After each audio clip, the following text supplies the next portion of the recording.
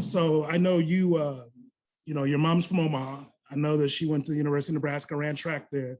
So just what does this Nebraska, Oklahoma mean to her? What did she talk to you about as far as the series is concerned? She brings it up as as what it is. It's a very historic rivalry, very important to the game of college football itself. She grew up a Cornhusker. Her entire family, they were Cornhuskers, and then again she transferred to Bama, and that's where she met Dad. And yeah, the OU fans because of me. So I think it's a really cool, interesting little wrinkle in there. But at the same time, just taking it for what it is, it's a very important game for the game. It's a very important game for college football. Do you have family still in Omaha, even now that she's moved to Tennessee? You still got people back there? I don't know. After my grandparents retired, they all moved to Florida. So no, I don't. I no longer have any family in Nebraska. Okay, and then the last thing is, were you at all a fan of the Cornhuskers at all as a kid before you decided to make your choice and come to OU? Not necessarily. I mean, Mom would always, if they were on, if it's football, so if they were on, I'd watch them. But I was never necessarily just a diehard Cornhuskers fan as far as that's concerned. But I did watch them a little bit growing up. Appreciate it. Right. Yeah, Reggie, just along those lines, when OU started recruiting you and you decided to come here, what'd your mom think about that? And was there any difficulty getting her to jump over to the Sooner side of things? Surprisingly, no. She was all for it. Just because that's the one thing she did stress. Both her and my dad did stress from the beginning was that they went to college wherever they went to college, and this is me. This is my journey. This is my process. So whenever I started being recruited by OU, and then eventually, of course, choosing OU, going to OU, they were all for it. Appreciate it, Reggie. Good luck this week. Thank you. Jason Kersey. Hey, Reggie. How do you, through two games, now that you've been a little bit more part of the rotation, how do you feel like you've played personally? There's definitely some things that me as a player, and as well as us as a team, we can get better on. But I think we are trending in the right direction as far as that's concerned. Thanks, Reggie. No problem. John Hoover. Reggie had just asked Alex Grinch this, and he said it was a real phenomenon going from, the scholarship limitations and the level of play Western Carolina presents versus what you guys are getting ready to face against Nebraska. It's quite a step up. Is that a challenge to make that step in just 7 days? Not necessarily.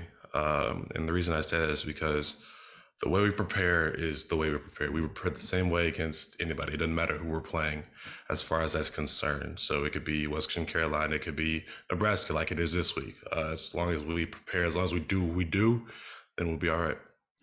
Along those lines, what did you guys learn as a team in that preparation process between the Tulane game and the Western Carolina game? Because it looked like two different products.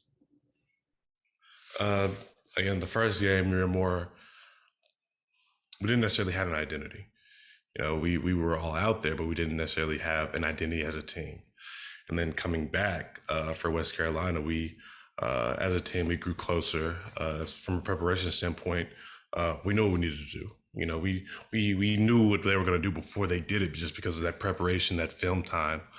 And then we went out and played the way we played, and that's pretty much the message is do what works. So we have guys watching over 5 hours of film. So you do that, and then we'll be all right. So just do what you do, control what you can control, and then let's just play ball. Reggie, thank you. No problem. James Hale. Reggie, they have a quarterback that runs a lot and has been running for 3 years as the starting quarterback at Nebraska. When you see what he does, what kind of pressure, what do you guys got to do to kind of control him?